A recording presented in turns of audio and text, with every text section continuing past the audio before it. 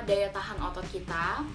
Terus apa aja, kita juga udah sama-sama tahu apa aja yang bisa mempengaruhi daya tahan otot kita. Sekarang waktunya kita ngebahas lebih detail lagi apa yang terjadi di otot kita, di sekitaran otot kita, sampai pada akhirnya ketika daya tahan otot berkurang, kelelahan muncul, terus memicu sensasi sakit atau nyeri di pinggang kita. Oke, waktunya kita ulas secara detail. Menurut buku ini, Fisiologi Kerja dan Olahraga, ini karangan Santoso Giriwijoyo. Ini tahun 2017, jadi 3 tahun yang lalu, karangan 3 tahun lalu. Nah, di sini di buku ini dijelasin ketika otot itu berkontraksi. Nah, ketika otot itu bekerja, ketika kita duduk untuk mempertahankan postur kita, otot itu kontraksi, otot itu kerja. Balik lagi, walaupun duduknya bagus, walaupun duduknya nggak bagus, tuh otot tetap kerja. Kalau duduknya nggak bagus, tuh otot bekerja makin keras lagi. Nah, ketika otot berkontraksi atau bekerja, ternyata pembuluh darah dan pembuluh getah bening di sekitaran otot yang berkontraksi itu dia mengalami vasokonstriksi. Jadi dia mengalami pengecilan diameter lah. Nah, ketika kita main logika. Ketika tempat alirannya darah itu mengecil, menurut kalian aliran darahnya bakal banyak atau dikit?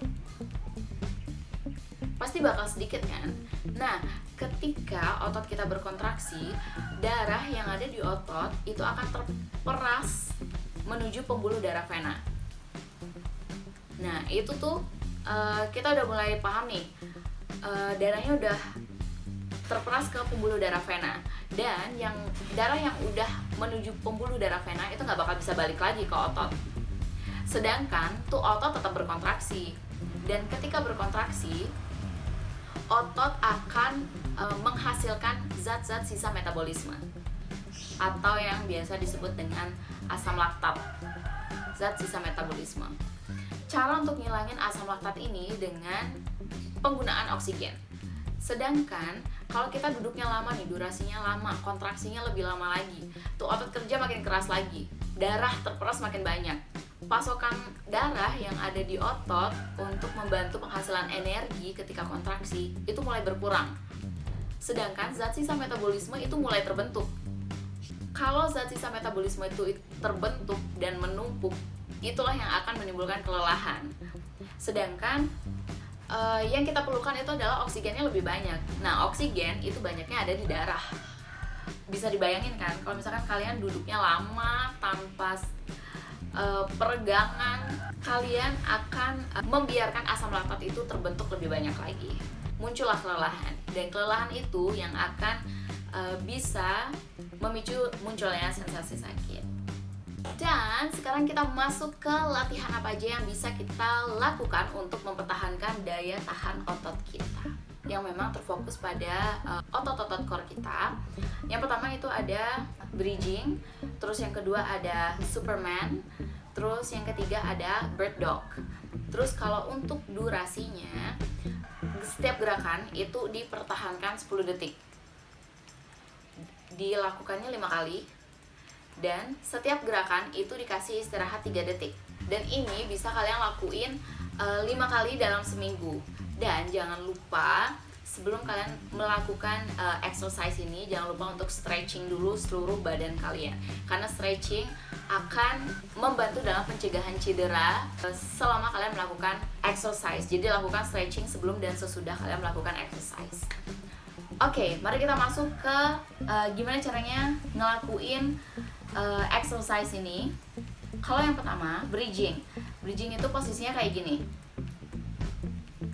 Nah, jadi nanti kalian angkat bokong kalian sampai membentuk garis lurus dari bahu sampai lutut, sampai bentuk kayak gini lah. Ketika kalian angkat bokong dari lutut sampai bahu, ini membentuk garis lurus, dan ini kalian pertahankan 10 detik. Kemudian kalian istirahat 3 detik, kalian lakukan 5 kali. Itu bridging. Terus yang kedua, Superman. Jadi posisinya kayak gini. Mungkin kalau misalkan kalian ngerasa posisi ini agak susah, Jadi diangkatnya pelan-pelan aja, jangan yang terlalu excited banget pengen ngangkat tinggi gitu. Pelan-pelan aja, step by step, karena kemampuan otot tiap orang itu beda-beda. Jadi semuanya perlu dilatih, semuanya akan bisa karena terbiasa. Jadi kalian harus biasakan dengan posisi itu pelan-pelan, yang penting kalian melakukan itu. Yang terakhir itu ada bird dog. Ini posisinya posisi merangkak, tapi ketika mulai kalian lurusin bagian tangan kanan dan kaki kiri, ya kayak gini. Kenapa gerakan ini bagus untuk membantu dalam mempertahankan daya tahan otot kita? Kalau teratur melakukan latihan fisik ini akan sangat membantu banget dalam meningkatkan mitokondria. Mitokondria itu adalah tempat penyimpanan energi. Yang pastinya energi ini kita perlu banget ketika kita memaksa otot, bukan memaksa sih ya, ketika kita menggunakan otot kita untuk berkontraksi atau menggunakan otot kita untuk bekerja, kayak gitu. Itu meningkatkan mitokondria. Terus yang kedua, meningkatkan unit dasar atau struktur dasar dari otot.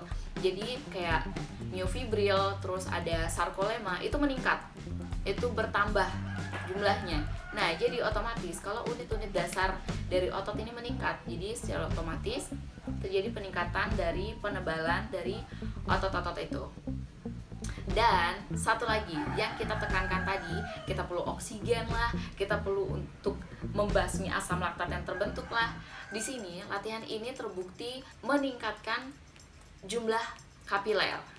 Nah, jadi otomatis jika jumlah kapiler itu meningkat, jadi pasokan darah yang ada di otot itu juga meningkat. Nah, ketika kita kontraksi lebih lama, itu durasinya pasti akan lebih lama lagi kita bisa mempertahankan. Jadi itu dia pengaruh dari latihan ini untuk daya tahan otot kita. Nah, gimana? Bermanfaat banget kan informasi hari ini? Oke, segitu dulu informasi atau bahasan kita tentang sakit pinggang yang emang pure disebabkan karena otot-otot bagian punggung. Dan jangan lupa hidup sehat ya, walaupun new normal kita harus tetap juga jaga kesehatan kita. Jangan lupa olahraga biar tetap fit, biar imun kita bagus. Jangan lupa subscribe, like, dan komen tentang video ini.